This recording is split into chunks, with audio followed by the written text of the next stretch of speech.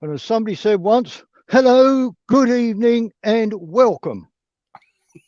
That was a pretty poor attempt at David Prost, but not to worry. This is all live beekeeping. It's all a bit of fun. What I want you to do is please remember that this really is live. There's absolutely nothing been rehearsed.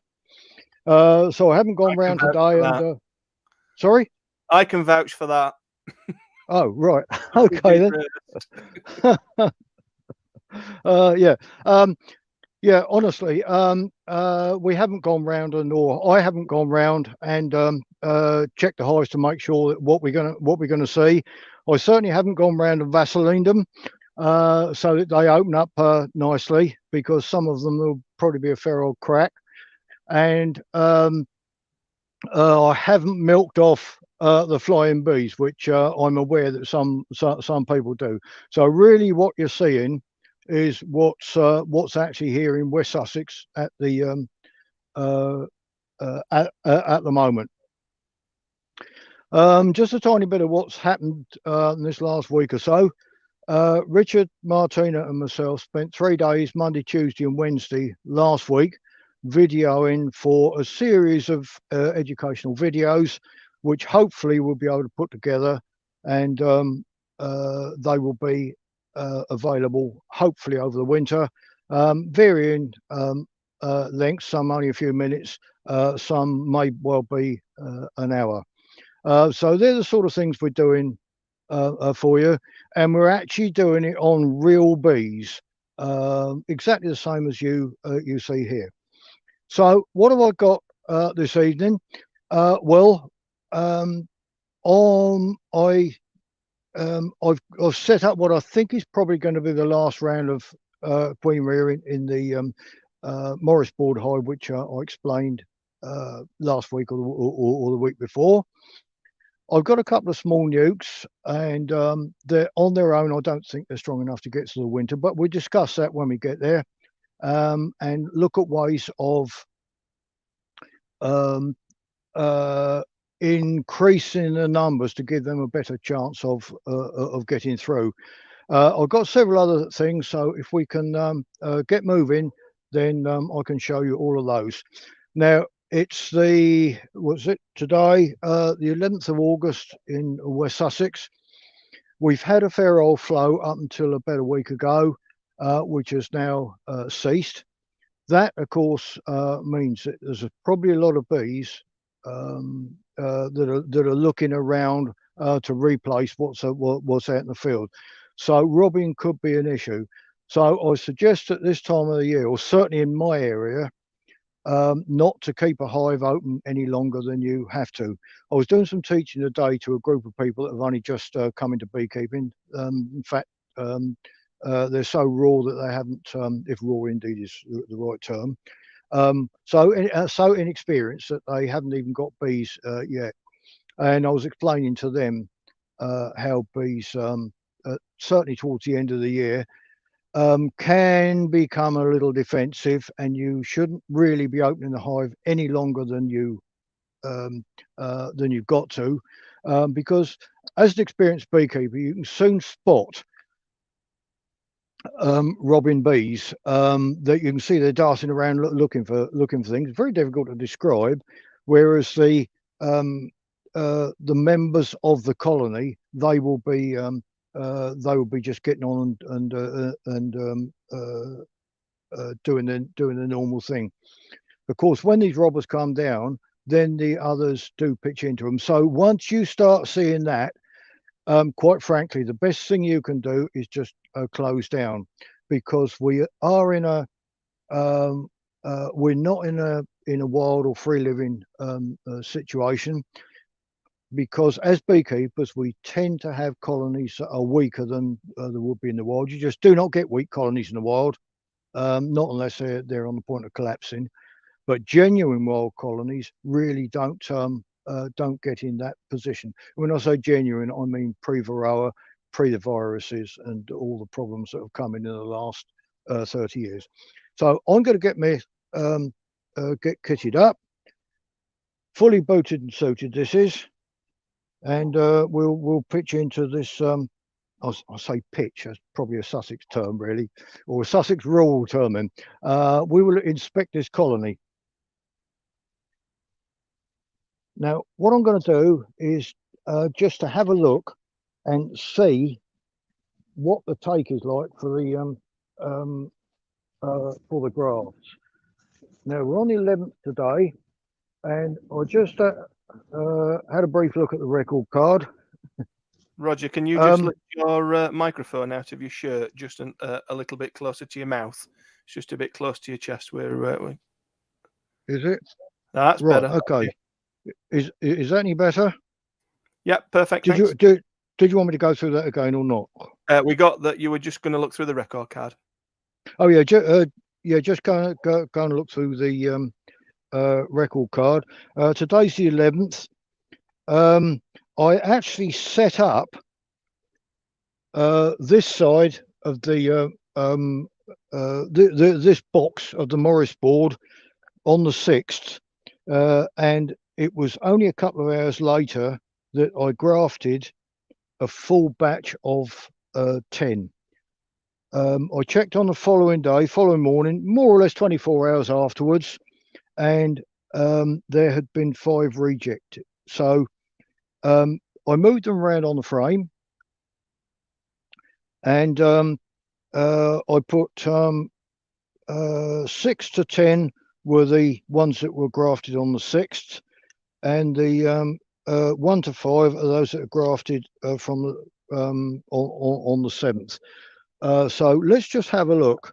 I did actually cheat a little bit because I looked the following day, and I think we'd lost one, but it wasn't enough to even bother to record it. So let's just have a look and see what we got.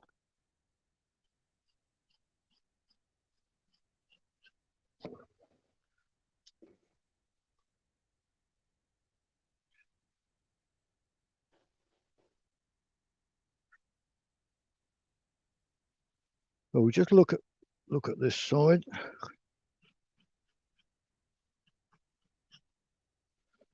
And don't forget, this is just a normal extension for one of my brood one of my nuke boxes. Right,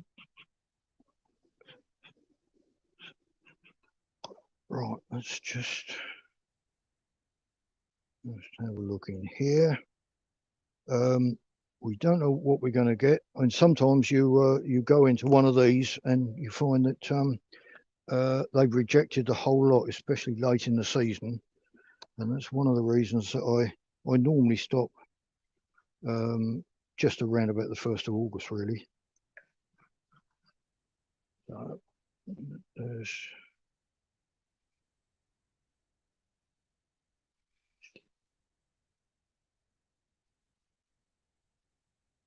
we got. Here we are.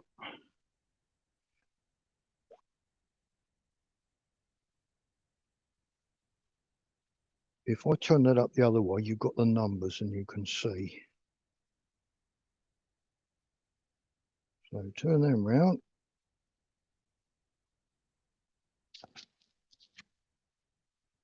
Right, that's interesting.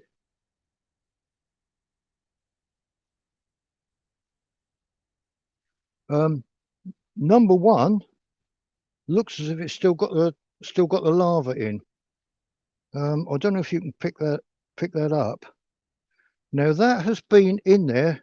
Sorry, number 10. Yeah, number 10 was one of the original ones. So that's been in there 5 days. Now I don't know, but I suspect there's something wrong with it, because look at the size compared to the others. But it was put in. Make sure I don't damage these. 6 onwards were all done on the 1st day, so that one should be in the same situation as these other 4. 1 to 5 were done the following day, and one was the one that I saw that was rejected on the, that would have been on the 8th. I didn't bother about it because I thought the 9's still okay. Looking at them, that one looks quite small, so I probably won't do anything with that. But the others don't don't look that bad. They don't look wonderful, queen cells, and it might be to do with the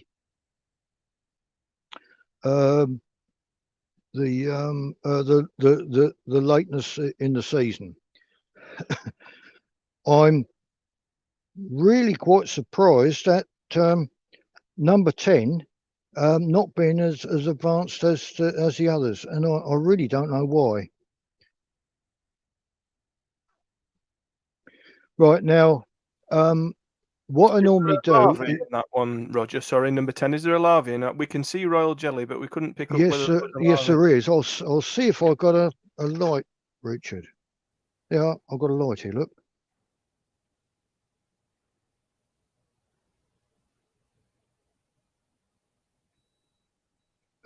Piece of white paper. Wait just a minute.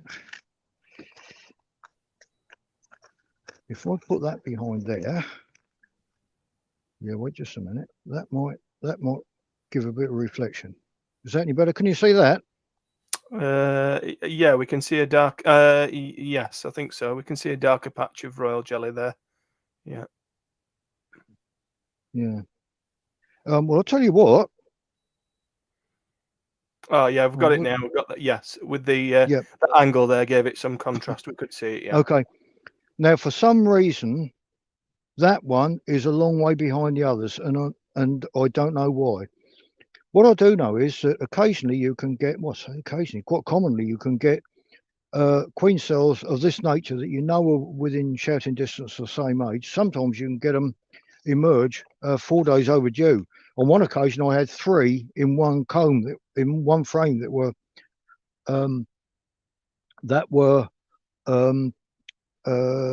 overdue, and they weren't just one end. Somebody said to me I was temperature, but they were all over the place. Right. I'm a little bit concerned about this because there's nowhere near enough bees in here as there normally are. It might just be that they're beginning to contract. I didn't check the nighttime temperatures, but that might be it. My guess is that these won't make very good queens. Right now, there's one thing that I think I mentioned when I set it up, or when I described it last time, is that I usually raise from the bottom a frame of young brood. Now, very often the bees will put emergency cells on that, and I believe it was this frame. So let's just have a look. There was only one of them. So let's just have a look and see what we got.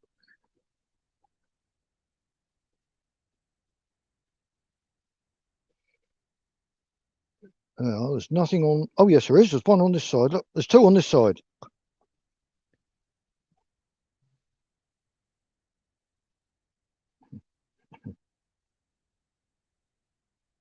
It looks as if there was another one that side that's aborted. And look at that one. Look, that's actually worth. I would normally take a photograph of that. Unfortunately, I haven't got my camera. I don't believe. Now, what they've done is, because that one hasn't pupated, spun a cocoon, or hasn't spun very many, the bees can actually chew in from the end and destroy it. And that's what they've done there. That one looks to me like being quite a decent queen cell, and for an emergency queen cell, so does that one.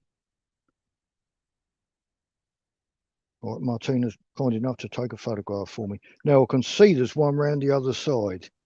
I think that sometimes is what people forget, Roger, with emergency cells, is that the cell goes right to the midrib of the foundation. So they think that it's a small cell, but actually it's Yeah, deep. that's right.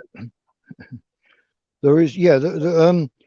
I tend to watch other videos and webinars as well, because I can even get ideas from other people. And very often it's the newer beekeepers who say, well, what about so and so? And you think to yourself, that is so simple that nobody else has thought of it. And it's one of those sort of things. But anyway, I saw this person that got I think he was a commercial beekeeper anyway, and said that because the cells were on the bottom of the frame, they had to be swarm cells. Well, in fact, they looked just like this, and they were, in my mind, I obviously wasn't there, but in my mind, they were emergency cells. Roger, Matt asks a good question. He says, you've said that they don't look great queen cells. What are you looking for it to be a good looking queen cell? Right, okay. Let's talk about the emergency ones first, can we? Yeah, of course. Yeah, these two look fine. Not too much problem with those. That one looks reasonable too, and that one isn't yet sealed.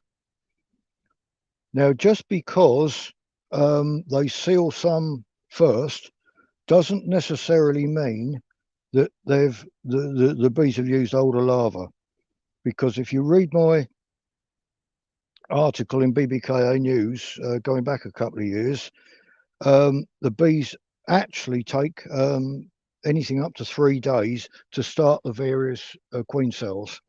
They don't start them all in one go, as a lot of people think. Now, personally, I've got absolutely no problem with any of these emergency queen cells. They all look a reasonable length. If they're too long, then usually what happens is the larva tends to drop down before the cell is sealed. It tends to drop away from the food, and the bees respond by increasing the depth of the side wall. I'm actually keeping this colony open a bit longer than I should do. There's 2 bees feeding each other there, and one's got a varroa on it. Whoops, sorry, I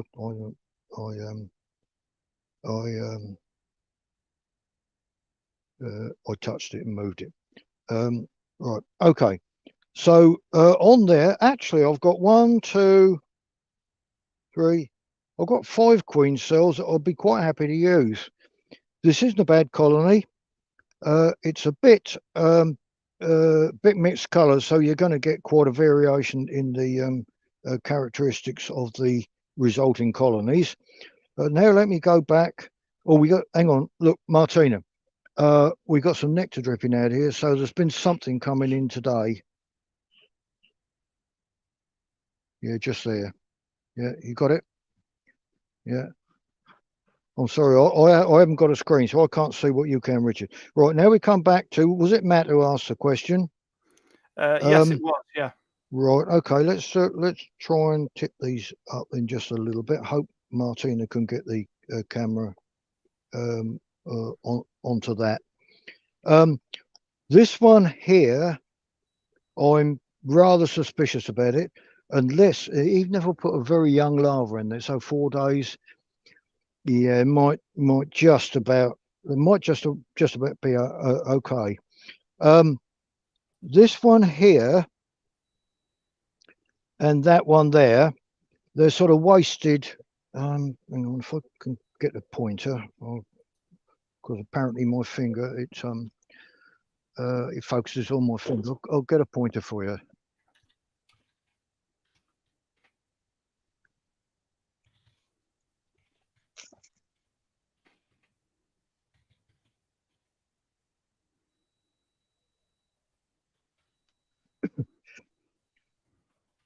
Yeah, this one here and that one there, they're both rather wasted, perhaps a little bit like a peanut.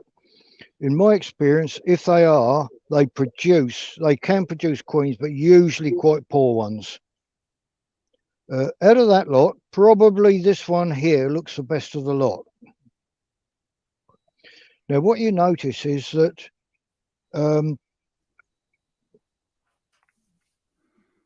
when they're in the process of being sealed, like that one, they're usually quite smooth, and they put the dimpling on over the next three or 4 days. You can observe this in your own colonies.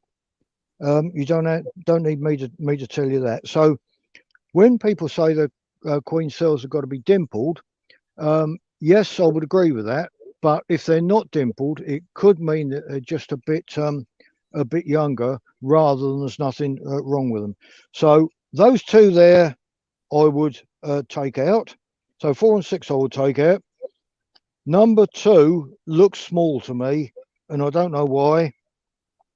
Number 3 isn't yet sealed, and that also looks as if it's going to be quite small.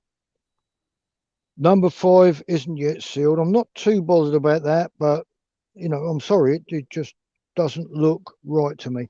I'll tell you what, I don't mind cutting them open.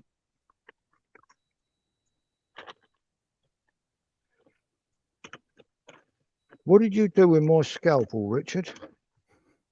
Brought it back to Yorkshire. Well, I put it back in the box. I don't do anything else. well, if I cut myself, then I'll know what you've done with it. Yeah. Hang on, wait a minute. I've got one here that Richard didn't break. What I'll do is I will cut this one open, and I suspect, but I don't know. I suspect that it's going to be short of food.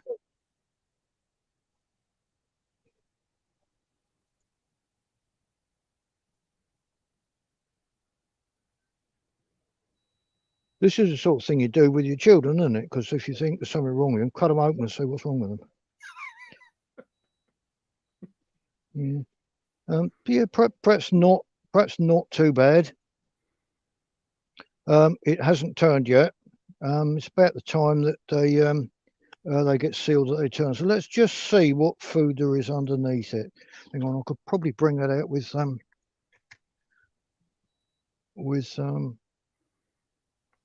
tweezers. Oh, that probably wasn't too bad. The amount of food. Let me just take that out, and if I put it on the end of the hive tool, see what happens straight away. The bees are in there, pitching in. Oh, I think there's probably quite an amount of food there. So I was probably a bit wrong on. Oh yeah, there's quite a bit of food there. Look, yeah, but it just didn't look a very good queen cell to me. I'm not going to damage any more because I've actually got nukes waiting for these. 1, 2, 3. But I will mark these, and I don't think they're going to make great queens. So okay, right. So I'm going to put that back, and I think probably there might be 2 things that are wrong. One is the I haven't fed them. Which I don't normally. I reckon they've got they should have enough food on them, and the other thing is it's getting late and the colony's beginning to contract.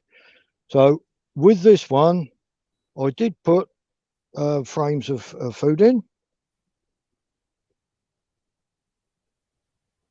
There's one there with open food, and this one I think from memory had. No, that's all open food as well. So there is actually plenty of food in there. But of course, what I have got is the emergency cells, which I can use, and I definitely won't reject any of those. So what have they done? They've done 8 to 5. They've actually produced 13, but why they rejected what I put in there and preferred their own, I don't really know, unless, of course, I didn't leave them queenless long enough, and that is a bit of an issue because I was trying to do it in a bit of a hurry. Right, so okay.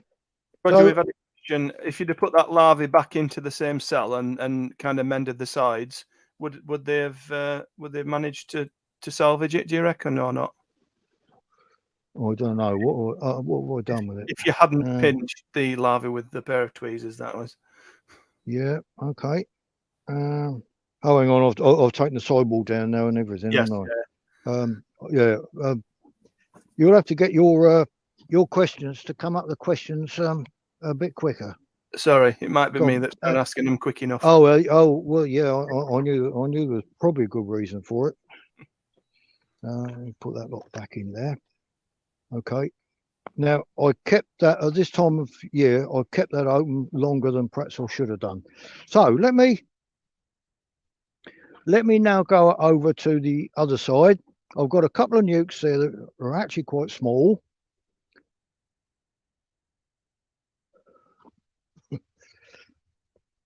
Can you see these over here, Martina?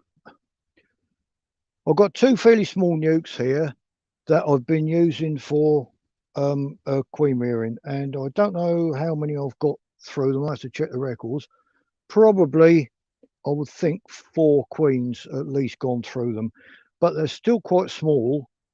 And what I've done as well is I've been taking frames of brood away to help other things. So they are quite small, and they're quite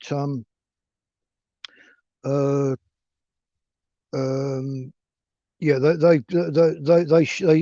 should be queen, right? So that's what I was going to say. I've last looked at them when I did the grafting on Morris board, so on the 6th.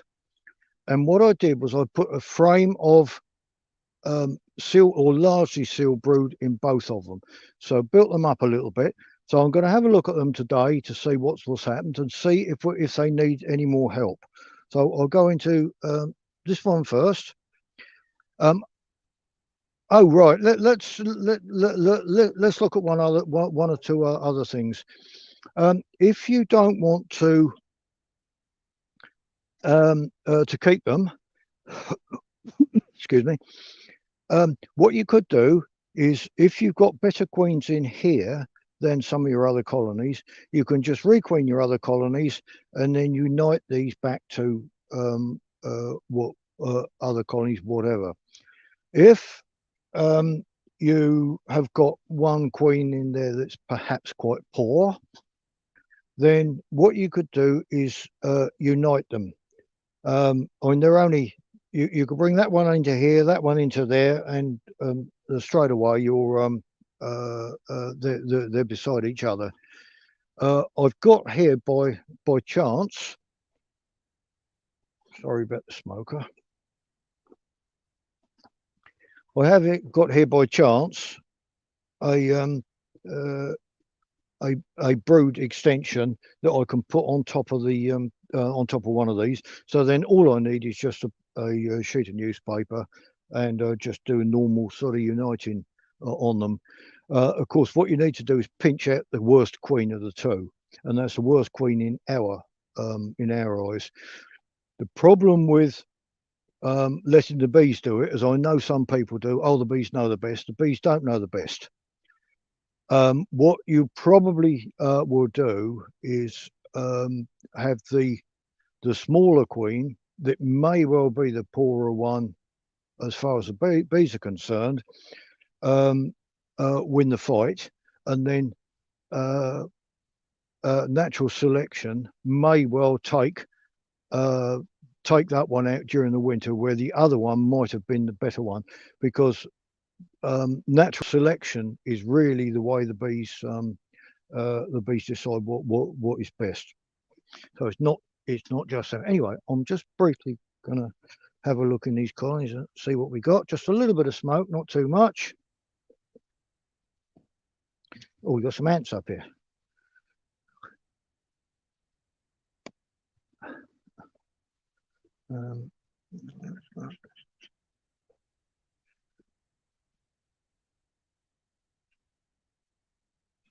Right, make sure that the queen isn't on the underside. No.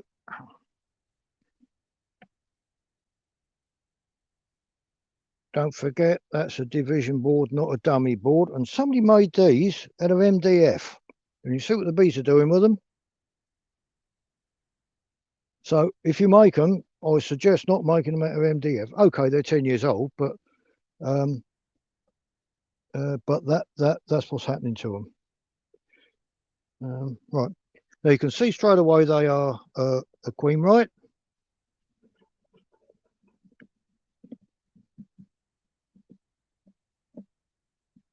This one hasn't got any spaces on, not all of them have. There's quite a nice comb of food.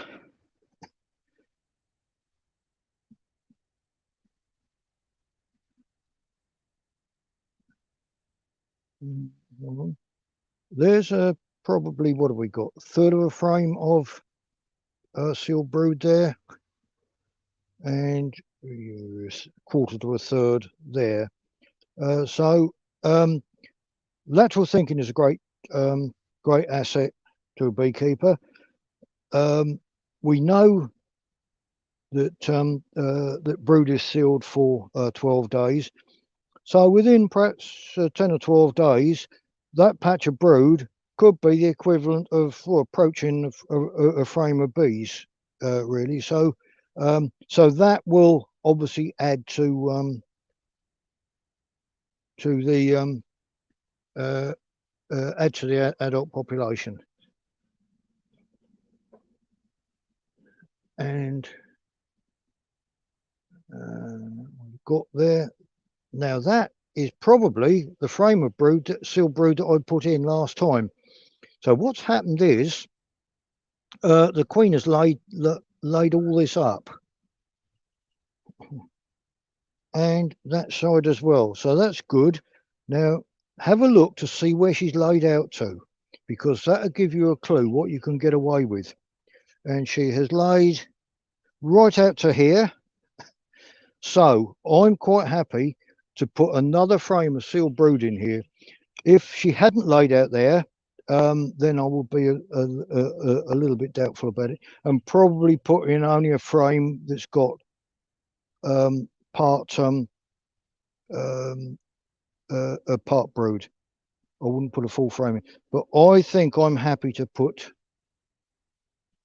a frame of sealed brood in there. There is some more. Now that's another third of a frame equivalent of sealed brood, and so's that together with the queen.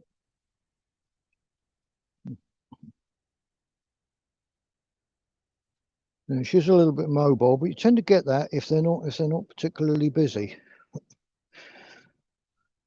So if this frame here, that feels quite light. In case you might wondering what's happened here, that is honey I took out for the National Honey Monitoring Scheme about a week ago, I would think. So obviously the bees haven't been able to fill it up. We've got some orange pollen in there. That cell there, I don't know if you can see it, Martin. Oh yeah, there it is. Look, that cell there. You need the sun in there, I think. I think that's either ragwort or perhaps fleabane, one or the other, I would think. Right, so I think there's not that much food on there, less than a quarter of a frame of food. I think I can take that out, put in a frame of sealed brood, and I think in 2 weeks' time this will look a very, very different colony. I've checked on the way through. There is there is quite a bit of food in there. And it looks as if perhaps there's a little bit coming in. So that's you know, there's quite a bit of food there for a nuke. Will the gentleman yield for questions? Sorry? Will the gentleman yield for questions? Will the gentleman? Can I ask you some questions? Pat wants to know, how did you know immediately that it was queen right? Oh, it's very calm, very quiet, and there was none of the usual roar.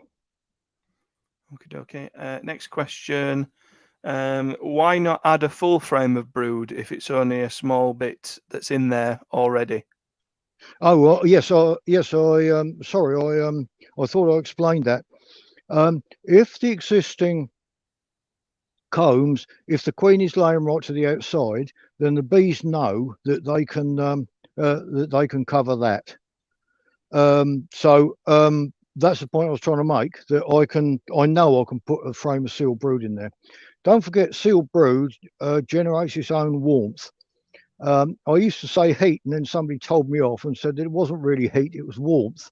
But you know, I was born and brought up in Sussex, and you know, we tend to. Well, English is my second language. It's a bit like you, really, Richard. So, yeah, so it generates its own warmth. Now, there's several benefits with that. One is it doesn't need feeding because all the feeding's are done. The other thing is when you get a full frame of brood, when it emerges, you get 3 frames of bees. So that will act, that will that will that will fill that box up. So I haven't got a problem with that. Now, Pat asked about the being queenless. Well, I'll now open the other one. I now know what I need on that. If I can find a frame of sealed brood, largely sealed brood, I will. It's getting towards the end of the season, so queens are going off lay, so they're not really laying. Or let's put it this way: locally adapted bees are probably going off lay, so you may not get a full frame of sealed brood. But I don't know. We'll just have a look. I've got a colony in mind that I'm hoping will have some. But if they haven't, then we might have to abandon it. I will go into the other colony now. And these, I think, were made up at the same time. I can't remember. They have both been used for queens, raising queens. Obviously, the queens that are in there, I'm not going to move them on and raise them on. But if you get little nukes like this, I know it's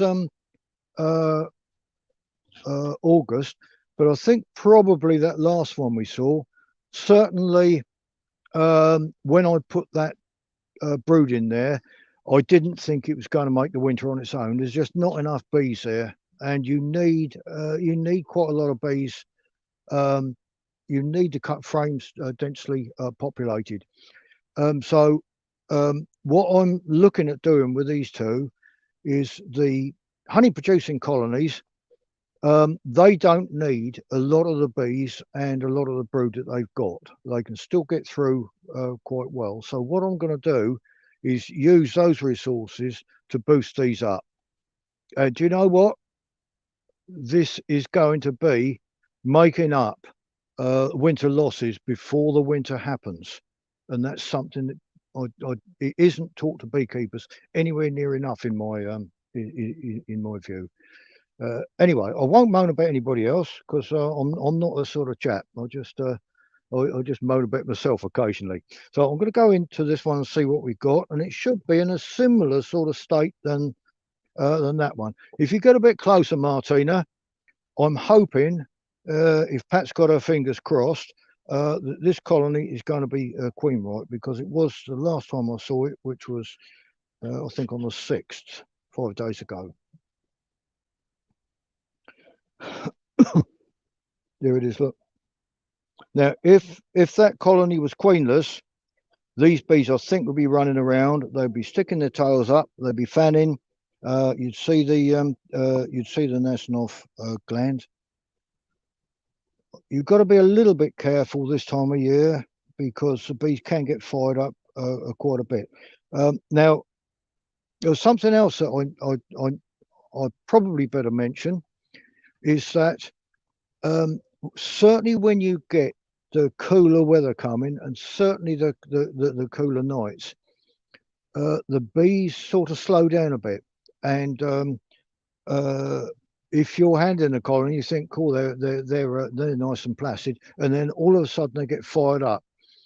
I don't know. I'm not a biologist, and I haven't studied it, but I suspect what's happening is that the bees take a bit of time to get air into their system, but I don't know. You'd probably know that, Richard, more than me. Have you got an answer, Richard? I haven't. No. Why not? If you don't know after 60 odd years, how am I meant to know? Yeah, but hang on a minute. I'm only an ordinary beekeeper. Right, what we got here is what I call a Sussex lug. I I don't think anybody else is just a term I use. And I got some of them 10, 15 years old. They're brilliant. They last longer than than some of the others, especially if thorns make them. We've got some of them in Yorkshire as well. Oh right, okay. Well, you must have pinched the idea then. Absolutely. Oh look, we've got slug here. Look at that. Like opening a polynuke, it is. Right, so I'm just going to have a look at this and see what we got. How many seams of bees do you need in a nuke for it to go through a winter all right, do you reckon? I used to put 4 in pre-varroa, and if they're really well covered with bees, you can get away with it. But now varroa is into the equation. I think, I may be wrong, but I think it's probably viruses that are shortening the lives of the bees, and I think that's the problem. I think that happens. You've got, look, that might be fighting. You've got varroa and the viruses into the equation now, Richard. And even during summer, bees, I'm pretty certain, aren't living anywhere near as long. And I'll tell you why. Because if you see a bee, sometimes you see them with the ends of their wings tattered. That is wear and tear. It's not, as I've had somebody who should know better tell me recently, that it's deformed wing virus. It's not that. It's just that the bees wear their wings out. We used to get a lot more of that. So my guess is that bees are probably living during the summer a week or so less than they used to. Anyway, let me just go through here. Straight away, that's pretty light. There isn't that much food in there. This is really a pretty poor comb. And this is the reason that I get my brood combs drawn above the queen excluder, because this doesn't happen.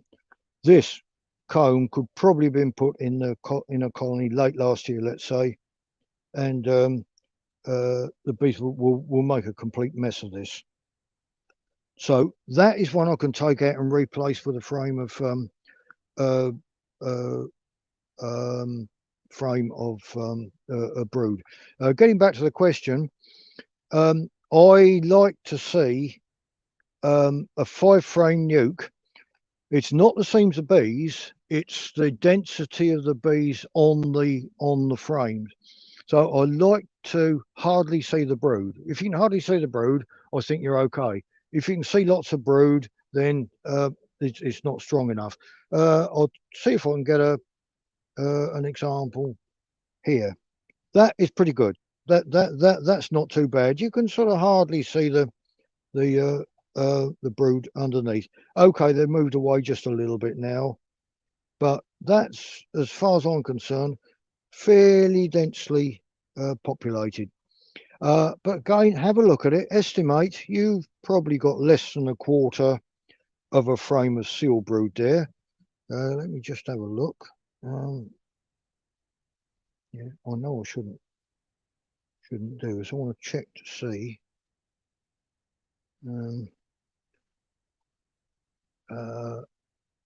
I advise people not to do this normally, but I just want to see what eggs and larvae there are in there.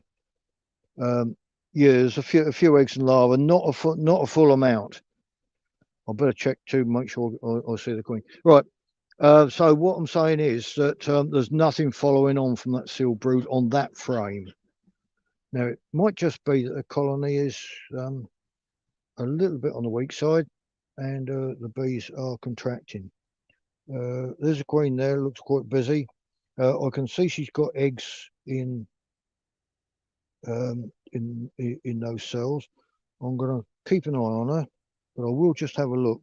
It's just that I can't see too much. Oh, she's got eggs. Yeah, she's laying right out to about here. Right. Yep, she's back on the comb. She's still on the comb, look, and yep. So this one is laying at the moment a bit less than the other colony. Because when I say that it needs to be well covered with bees, if you've got a colony that's a bit mobile or runners, well, of course, what they're going to do is shoot off the face of the comb, and you're going to get a false impression, like those two sides look. Oh, sorry, Richard. Can you please get the message across to viewers that I can't, because I can't see the screen. I can't really see that what I'm showing you is coming out the other end. You're gonna have to say, "Oh, I can't see that." You're gonna have to say it on their behalf. No, it's all right. It's okay. We can see what you can see. Okay. Yeah, this is right on the borderline. I think well, there's enough bees in here. Now, of course, the thing is, if you've got, but there are eggs in there. So, but eggs aren't going to be bees for 3 weeks.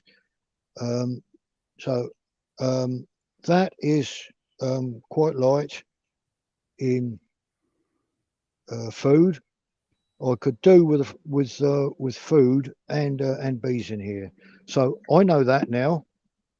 Okay, I'm just going to close that down. If I put a frame of sealed brooding, I'll put it either in there or there. But I've sort of made my mind up that that's where it's going to go. Okay, let's just have a look and see what else we can find.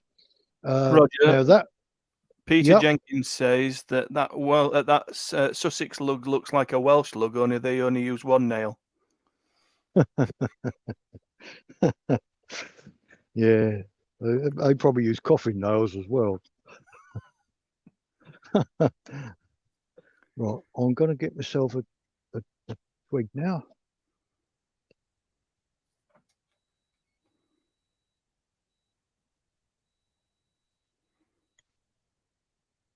I'm surprised Peter Jenkins is watching, because this is a bit sort of advanced for him, isn't it?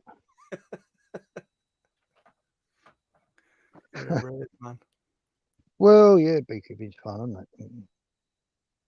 We can take the mickey out of each other when we're 250 miles away. Okay, I can I'll go over to this colony now, which I think is got quite a lot of bees in, and I'm hoping that I can find some brood for it. I'm not sure I'm happy with that bee brush. No, I do not like bee brushes. They were invented by Welshmen, I think. I know they give them away in these beginners kits, but I'm sorry. Every time I see them used, the bees get caught up in the bristles, and they wind the bees up. So you get these poor beginners, and their bees are wound up, and they don't really know why. And it's something they've been sold in the beginners kit. Perhaps about 40 million of them were made in 1910, and they're trying to find something to do with them. Right, so your bee brush is just a green twig. Yeah. I'm sorry, I've got the sun in my eyes here, but it doesn't matter. Right, now check on the underside to see the queen isn't there, and you can see straight away that it's quite a strong colony of bees. This one has built up. I haven't had a super on it. Okay, that's all right. Just lay it down at the front.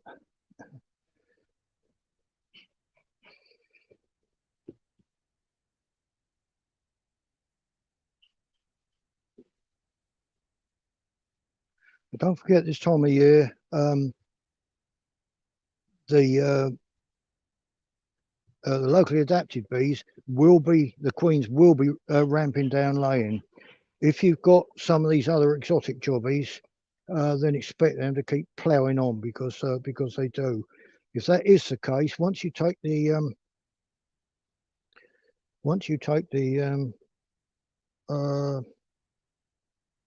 honey off, then you've got to watch out for starvation.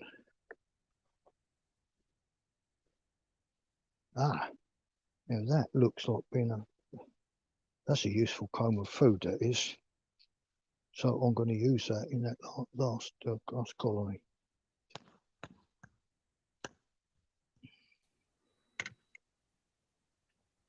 So you're making sure that you're getting every bee off there, Roger? Yeah. Yeah. Earlier in the year, I wouldn't bother too much. But don't forget, I'm taking bees here from a strongish colony into a weak colony. It only wants one of them to come back here and say, "Oh, I just found a comb of food, and it looks suspiciously like the one we just lost." Yeah. Right. Okay. You're gonna have to. You're gonna have to see me from a distance, but that's okay, isn't it? Well, there's absolutely nothing on there. Most people say that you're better seen from a distance, Roger. Yeah. I don't mind people having a bit of a dig at me, because I have to admit to having one or two other people over the years.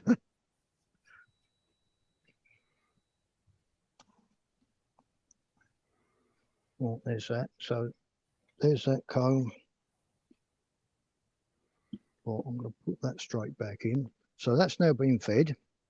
I haven't got to rush indoors and get syrup made. We've got no bees on there.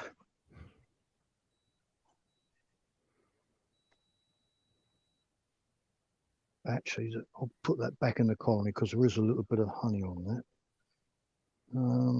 Honey on the inside. Yeah, there's only a spoonful of it.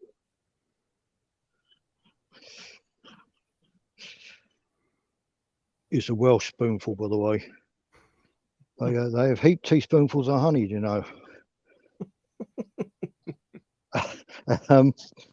Yeah, right. Now, what I want to do is, don't forget, I'm moving a comb from one colony to another.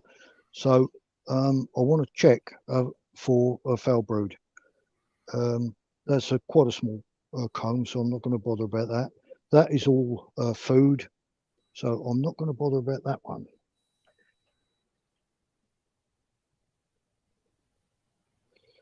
These bees are really well behaved considering the time of year.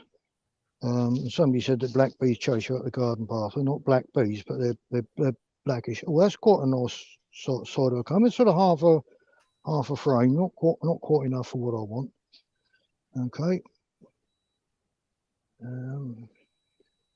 Whoops. So let's just have a look. See not quite enough there. Ah, queen. Queen, and I expect everyone wants to see a queen, don't they? See Roger's queens. Probably end up like the one that did earlier that I dropped off. Can't see that.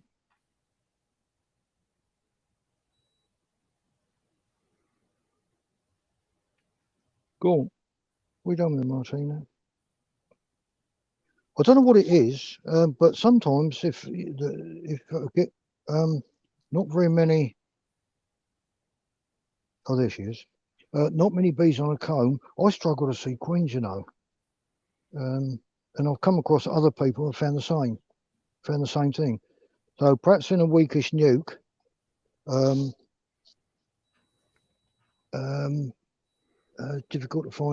more difficult to find queens than it is in a strongish colony. All right. That's not a bad comb. What have we got there? I can shake the bees off here because I know where the queen is. Shake crossways. Shake them off. You've got what? Third of a frame of seal brood there. And you can see she's ramping down laying because there isn't all the empty cells aren't filled up. Probably approaching half there. Always worth looking to see if there's anything in a cup like that. No, there isn't. So that's hardly worth putting in because it's only going I mean, the equivalent of a frame of bees. I hope I'm not taking too long over this, Richard. It's more longer than I expected. Ah, that's quite good. Look. No, that's fine. We have got some questions, but I'm holding off asking you them because I know that you want to get that colony closed up as quickly as you can, really. I'll tell you what, I've just been stung on the arm here. Right? And you know this business about the alarm pheromones. The others come pitching in. I'm gonna leave that one when it was finally stung me. I'm gonna leave it and see what happens. Right, now that is what, probably half a frame of brood, something like that. I think that'll do for one of those colonies.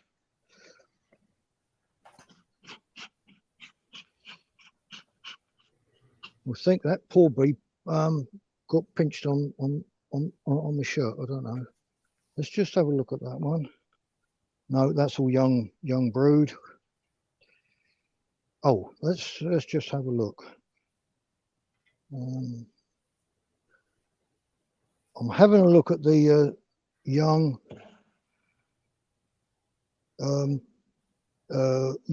brood here. That's about, well, say, old larva.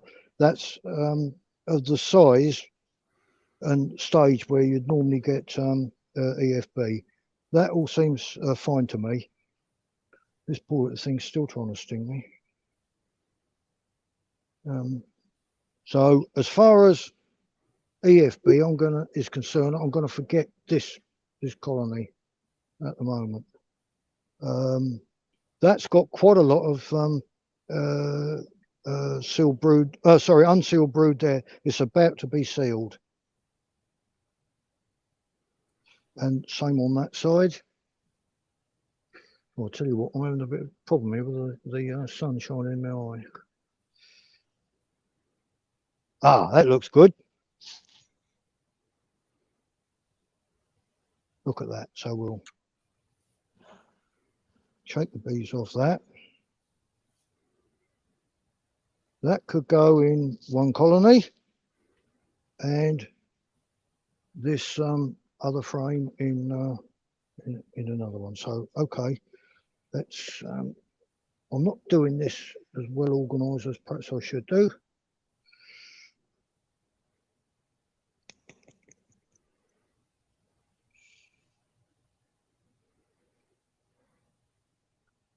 Okay, let's get this one over here quick.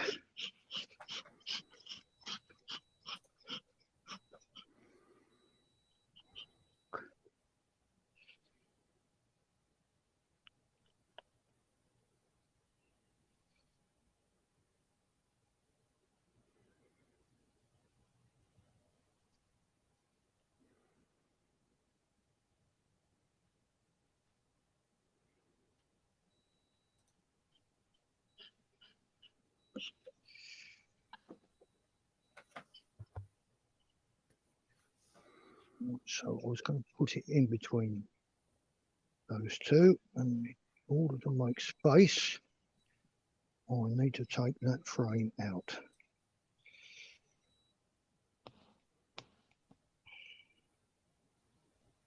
So I can move that one across.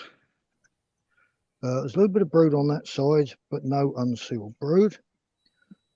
Now that one on the edge, I've got brood of all stages there together with the queen. I've still got this poor little bee trying to sting me in there. It's just finally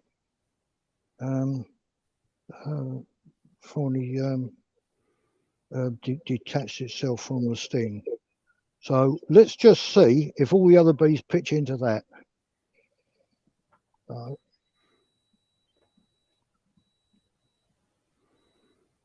And I'm not going to mask it or anything like that.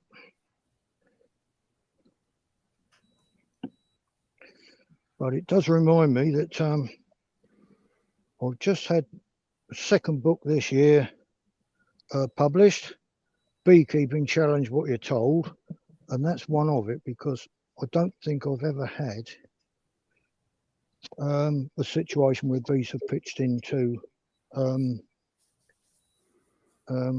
pitched into where another bee has stung. It must be something to do with gloves. I have to say I'm not that happy at how long this colony is open, but I am trying to do it fairly quickly so that you folk can see. If it was in June, I wouldn't have a problem, but we are in August now. Right.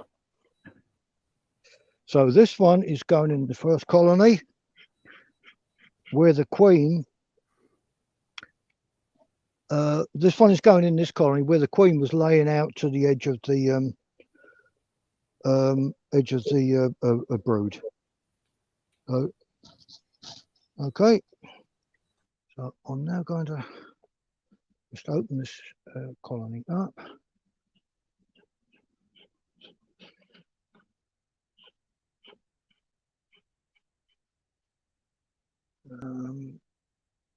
That was the frame that I was going to take out on that one there. This one was better off for food. So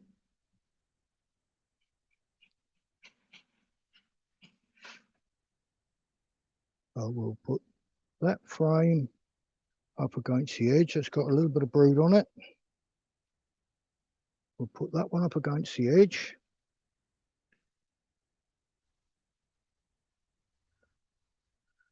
That one has got unsealed brood on it, so we can put the frame of brood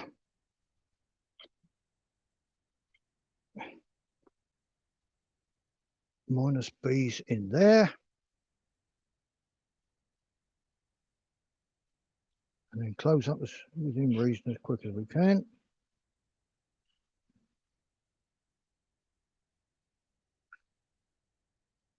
Well, I hope you can see better than me, Richard, because I've got the sun blaring in my left eye. Yeah, Martina's doing a cracking job. Oh, sorry, I didn't hear that. Martina's doing. Oh, right. Oh, I've fallen for it again. Yeah, okay. All right. I thought you said Martina's doing a cracking job. I did say that. She knows. Oh, I mean. all right. Okay. Is her husband watching this evening? He hasn't commented yet. Yeah. I have incidentally, we keep hearing about bees and animals and chickens and that sort of thing don't go together. I'm going to get rid of these bees out here. But Martina's husband has got both chickens and ducks probably within 20 feet of Martina's bees, and I don't think they've had any problems with them. It's just one of these things that people automatically think that bees and livestock don't go together, but in their case they obviously do. What I don't want to do is split up brood. I've got just food on there. There is no brood at all. Okay, so what I'll do is I'll put one frame each side. That's not a very good frame. Oh, it is. Yeah, yes. Whoops. Oh yeah, I've got one reasonable good frame there that the queen could lay in if indeed they wanted to. So what I'm going to do is move everything across.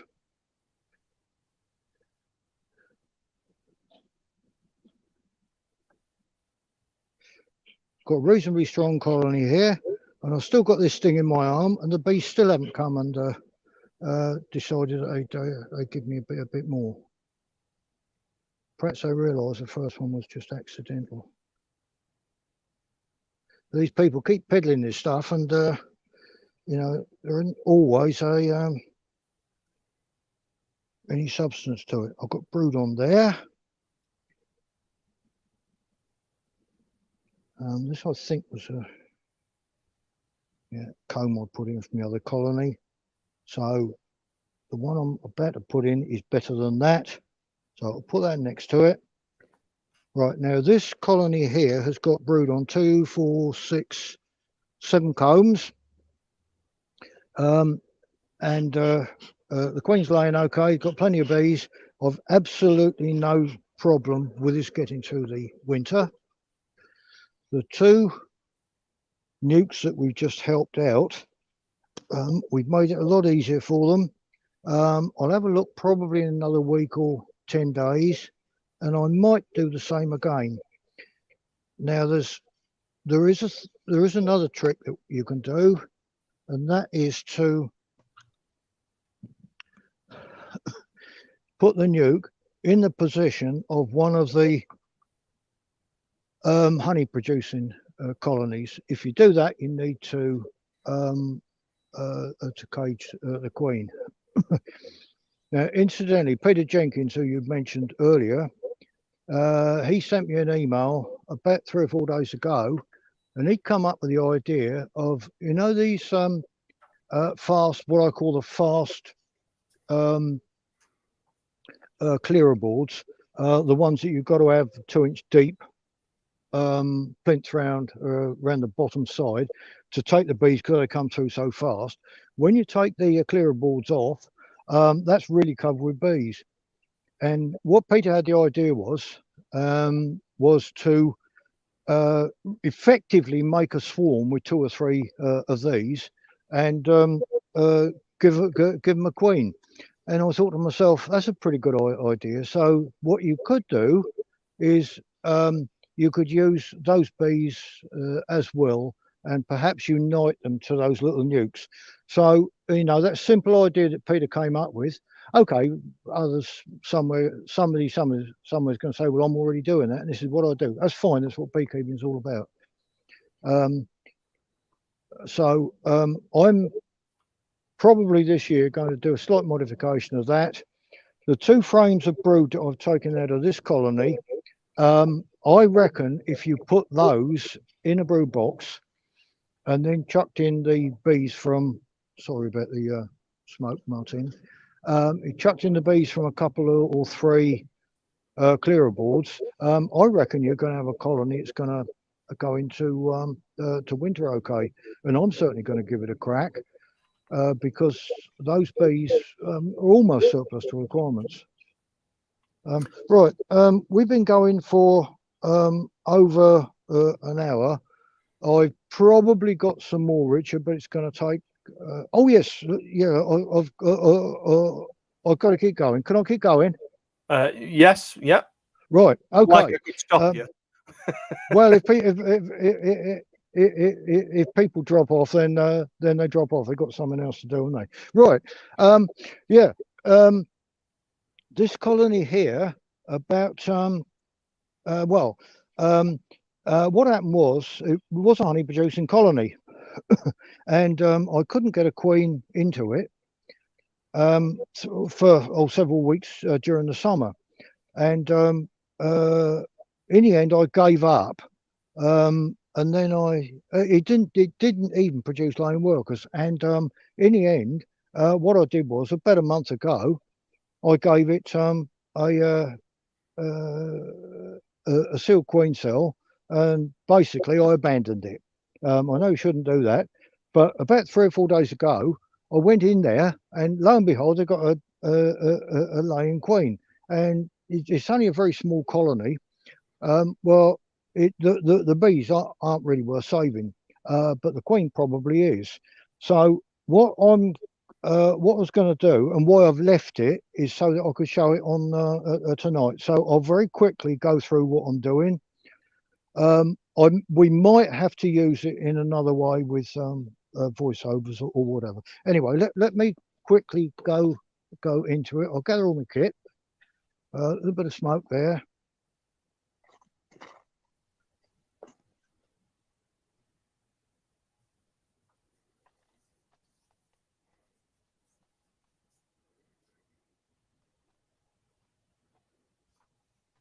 Somebody's asked if you are immune to bee stings.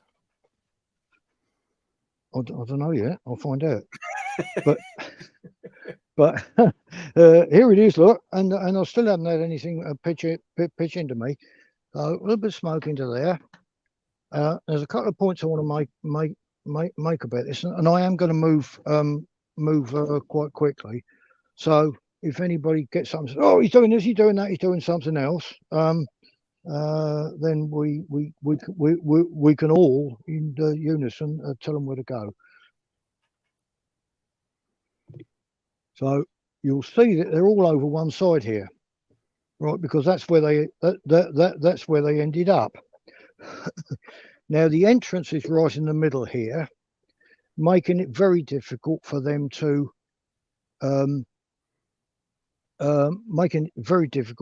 defend.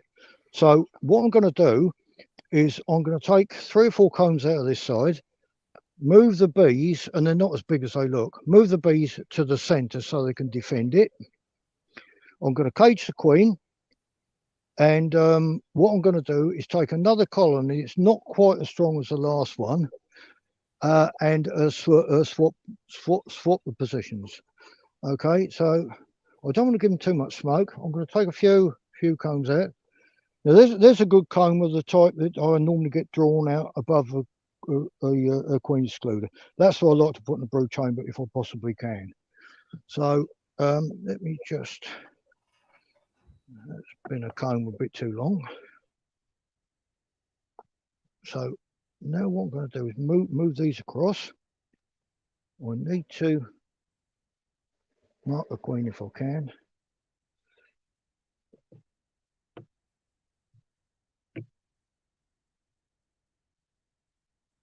Now a lot of people will try and get this colony through the winter as it is. What I'm trying to do is to save the queen. If you're trying to save the queen, you might as well try. Well, you've got to save the colony. That's actually quite a nice little patch of pollen there. Mainly come from one source. Now I don't know what the state of the queen is. Oh, there's a bee with ragged ends of the wings. Look, you don't see them anywhere near as much as you used to. Right, so I'm going to pull that across. She's not clipped and marked, but I've got to find her because the bees from the other colony tomorrow morning will just come in and overwhelm her. We've got some drones here, which is bad news, but I don't remember seeing any drone comb.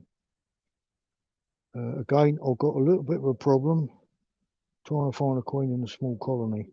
It's not a great brood pattern, but I thought I'd do it just for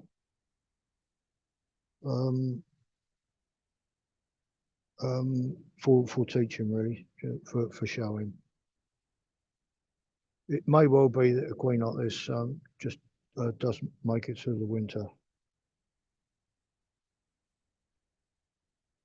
But I really have got to find a queen, because a little colony like this will just get completely overwhelmed. Roger, how long will you keep her caged for? Depends what the weather's like. If it's a good flying day, then certainly 24 hours, probably a bit longer. If it's not a good flying day, what a lot of people don't realise is that not all bees fly when the weather is poor. They seem to find something else to do. I'm afraid I'm going to struggle to find this queen. But she was actually bigger than I expected to. So she's obviously here somewhere. But sometimes in small colonies they rush around and hide.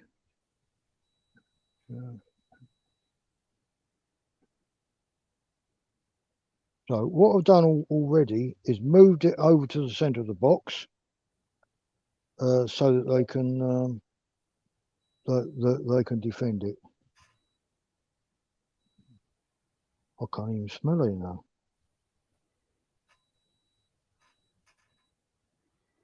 Oops, she's here.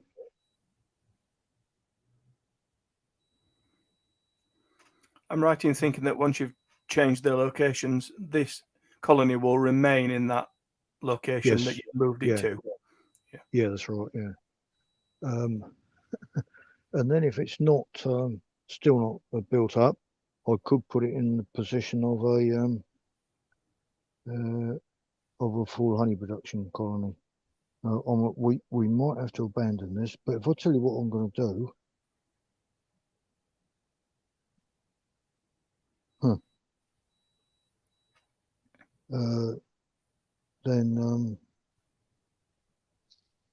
then people will know and then wasted the time, was they? But she was certainly here, but they're not very runny bees, so.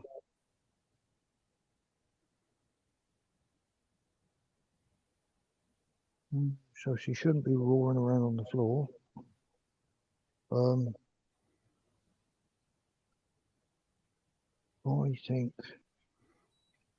think we just one quick session back through here, and then we'll abandon this part of it.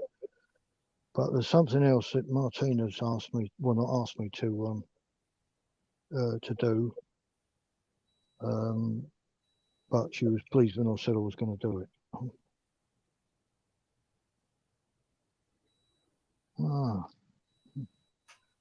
I did say earlier it's sometimes difficult to find queens in small colonies. I didn't look on the underside of the ground board. No, she's not there. And I haven't oversmoked her, I don't think. No. Right. Oh. He has disappeared. There's actually quite a lot of drones here. There's no drone bird. Does that make sense? Right. I'm going to abandon this after this last frame.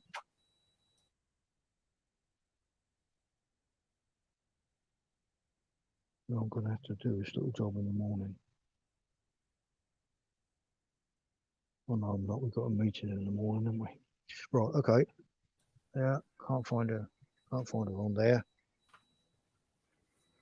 So if I just tell you what we're going to do.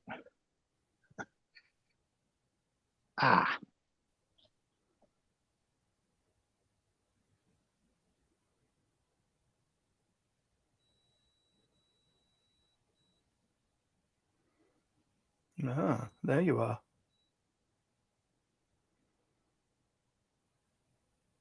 Here she is.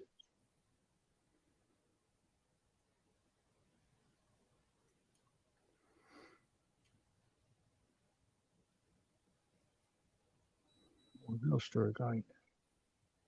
Huh. No, there she is.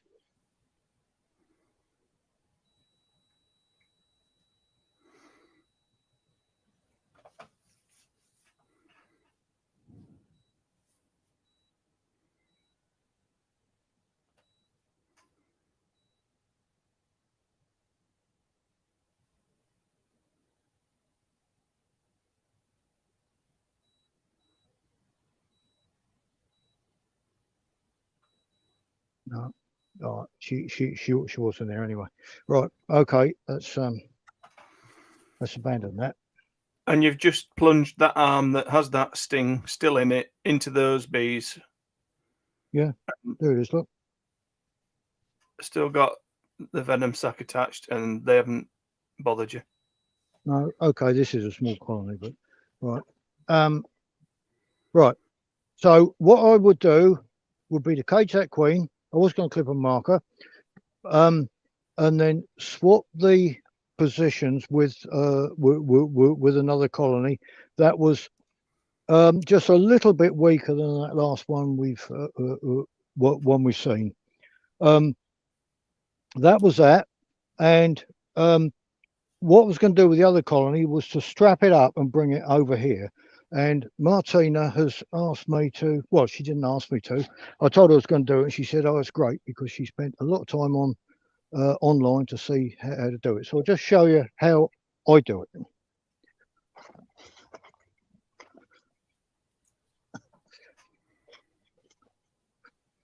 I think this type are, for me, the best straps. There's no mechanical parts. They're just a toggle action. And I find them, you can get them really, really tight. So it's just a flat plate. The idea of this is ever so old. Bibber used to do Hive straps very, very similar to this. So let's just show you what to do. Put it under there like so.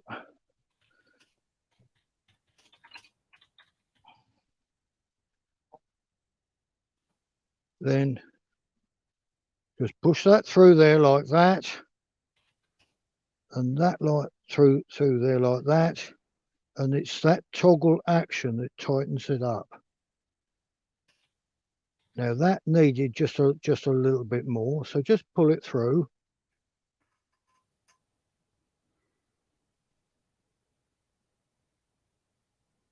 Like that. Okay, and then this goes through there like that. So you've got toggle action, and this is really tight, and you can play Old Lang Syne on that if you wanted to. So that's well, if you had half a dozen of them, you might be able to. And I'm not a musician, but I could probably get a tune out of those. I should think. Actually, Richard, it might even be worth thinking about it. So you could have a sort of six-string, a strict six-stringing instrument. I suppose you get the clever people who want 12 strings, but that's it. If you like, and undoing is nice and easy, just straight through, like that, and away you go. So I'll do that again very slowly. So if we need it, we've got it. So put that through in there like that. Put that through the other side, and then just toggle it over. That is too tight, so slacken it off just a little bit. Still a bit too tight. I'll give it a little bit more, and that feels about right.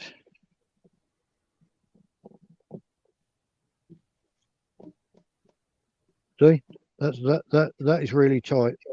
And I've only ever found that on a national hive, you only want one of those. I think they're much better than the ratchet ones. There's they're not as big, so you could put a roof on and all sorts of things like that.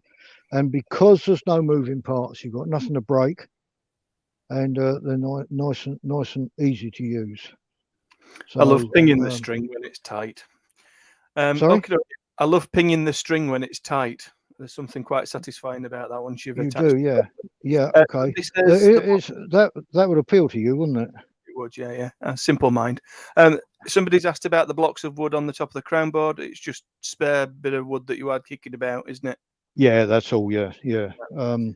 When you're well, I've been an engineer all my life, so I'm actually quite poor, and I've got to grab what I can when I can, because engineers, you can't afford very much, and being a beekeeper as well, of course, I'm right on the breadline. You use that as a violin string and play that. I thought. Yeah, I think actually, Richard, that's an hour and a half. I have got other stuff, but people Just do a couple probably of questions, because otherwise I'll get an email saying you didn't ask my question. Well, it depends who it's from. Yeah. Any suggestions for wasps that are causing? No, you can put jars of jam out and or jammy water and that sort of thing.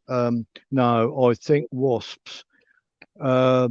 In my younger days, I used to do all sorts of things like like lay down on hay fields. And if you get a 5 acre or 10 acre hay field, you lay down on it, you ride at ground level. Once a hay's cut, you could see sometimes 10 or 20 wasp nests in a whole field. There's a lot of wasps out there. And just um, by taking out a few with a jar of jam or killing a few nests isn't really going to do any good whatsoever. um, as far as wasps are concerned, um, you've got to try and make sure that the bees can defend their entrance.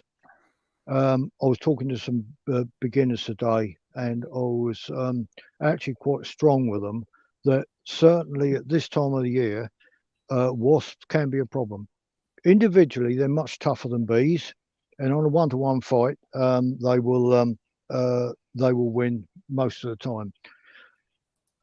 So you've got to try and keep your colonies reasonably strong. And as I keep saying, um, you only get weak colonies in managed colonies simply because beekeepers generally um, get their bees too weak towards the end of the year.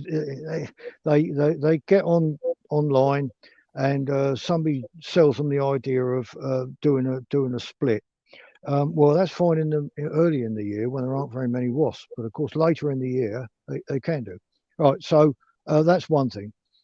Making up a nuke in your own apiary late, of course, is leaving young bees. Young bees can't defend themselves, so the chances are they will be robbed out. As with this colony here, make sure that if you've got a smallish colony in a big hive, that they can defend the entrance, and just keep your colony strong. I don't have any problem. Well, say I didn't have any problem, but one of the issues we got now is that because the winters are a bit warmer, we certainly in Sussex don't get the early hard frosts that we used to, and we used to get quite hard frosts in well, let's say before the middle of November. That knocked the wasps out.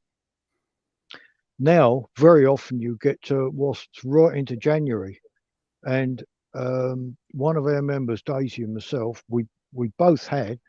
Excuse me, I'll get this out of the way. One year, about 3 years ago, we both had colonies robbed out by wasps in January.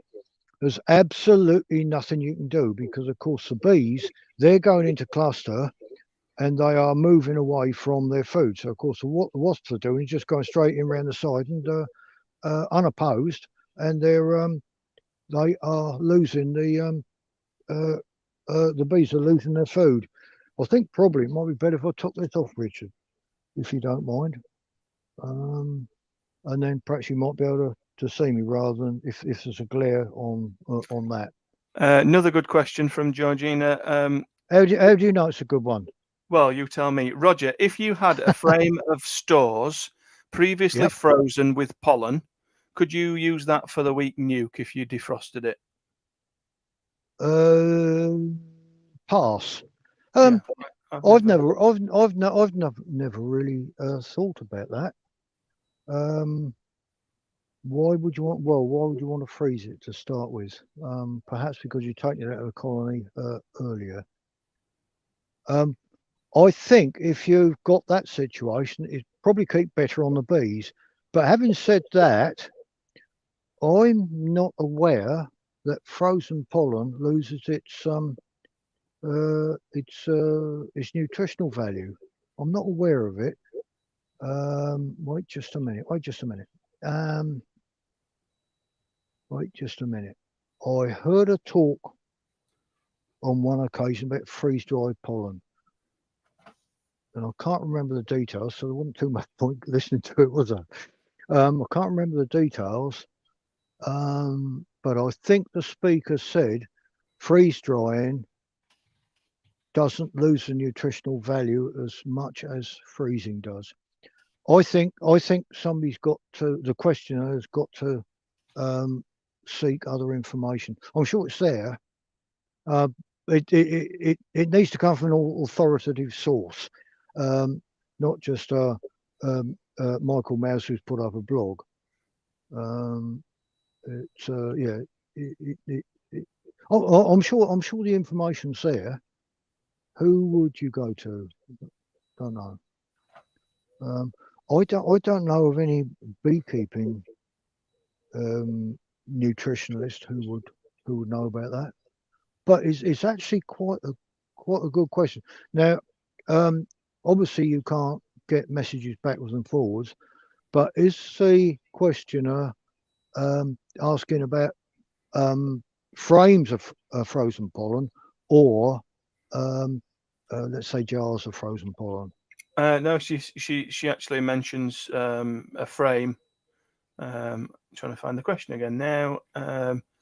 Yeah, if you had a frame of stores previously frozen with pollen, right, yeah, would okay. you use it? Would you use it in a weak nuke after you've defrosted it? Of course, she says.